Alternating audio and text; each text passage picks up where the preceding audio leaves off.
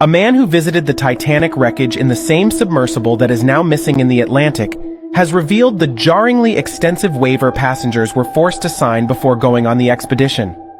Among the paperwork shown to potential passengers was a waiver which stated, "This experimental vessel has not been approved or certified by any regulatory body and could result in physical injury, emotional trauma, or death." He added, "This is not to say it's a shoddy ship. It's just all new technology and they're learning it as they go along. You have to remember the early days of the space program, or the early days aviation, where you make a lot of mistakes on the way to figuring out what you're doing."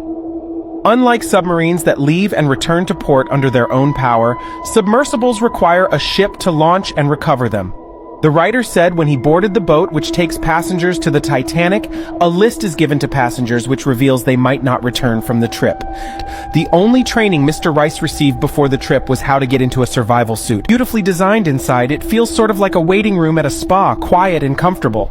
The descent took about 2.5 hours. "The sub is very, very simple," Mr. Rice said. "You basically push it in the water and it sinks like a stone, so it hits bottom and then you sail around and you're sort of powered by engines that look like desktop fans." He found the journey so peaceful that he fell asleep. The sub is operated using a video game controller.